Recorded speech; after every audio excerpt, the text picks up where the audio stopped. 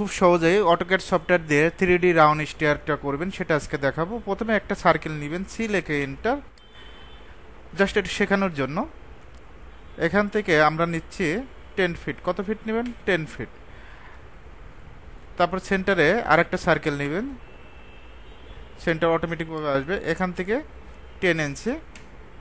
তারপর লাইন নেবেন, এই পয়েন্ট থেকে এই পয়েন্ট, জাস্ট ক্লিক, একটা লাইন নিলাম।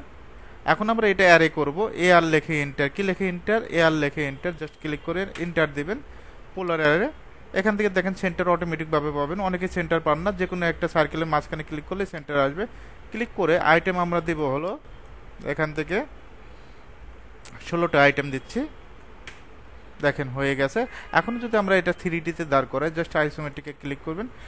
ক্লিক করার পর আমাদের যে কাজটা করতে হবে, পেজফুলে ক্লিক করবেন। কোথায় ক্লিক করবেন? পেজফুল। পেজফুলে ক্লিক করে এখান থেকে জাস্ট আমরা কত দিব? 6 ইঞ্চি। কত ইঞ্চি? 6 ইঞ্চি।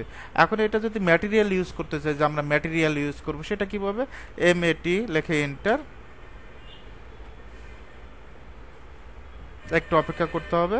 এখান থেকে দেখবেন যে ম্যাটেরিয়াল বক্স দিয়ে দিছে, আপনি কোন প্রয়োজন। এখান থেকে দেখবেন যে কংক্রিট আছে, বিভিন্ন ধরনের কংক্রিট। এখান থেকে জাস্ট অ্যাপ্লাই করে দেখবেন, আপনার কাজের জন্য যেটা প্রয়োজন হবে সেটা আনবেন। ওকে। এখন যদি আমরা প্রেসফুলে ক্লিক করি, জাস্ট এটা ক্লিক করলাম 6 ইঞ্চি, একইভাবে এখানে ক্লিক করলাম 6 ইঞ্চি। ওকে। আমরা যদি এটা মুভ করে দেই, জাস্ট সিলেক্ট করে এম লেখে এন্টার, কি লেখে এন্টার? এম লেখে এন্টার। হাইটটা আপনি কম বেশি করবেন, অসুবিধা নেই। সিস্টেমটা মনে রাখেন যে সিস্টেমটা একই। এম লেখে এন্টার, সুন্দরভাবে মুভ করে দিচ্ছি। ওকে। এখন আমাদের যে কাজটা করতে হবে, এখানে যদি ম্যাটেরিয়াল দিতে চাই, জাস্ট সিলেক্ট করে MAT লেখে এন্টার। এখান থেকে জাস্ট যে কোনো একটা ম্যাটেরিয়াল বক্স থেকে জাস্ট ক্লিক করবেন। ওকে। একইভাবে যদি এটা এভাবে টান দিয়ে ক্লিক করেন, অ্যাপ্লাই করেন ম্যাটেরিয়াল। এখন যদি এই কালারটা কোনো কারণে চয়েস না হয়, তখন আপনি আর একটা ম্যাটেরিয়াল ইউজ করবেন। দেখবেন যে আপনি কাজের জন্য যে ম্যাটেরিয়ালটা ভালো লাগবে, ঠিক সেই ম্যাটেরিয়ালটাই অ্যাপ্লাই করবেন। এভাবে চাইলে খুব সহজে 3D স্টিয়ার তৈরি করতে পারবেন।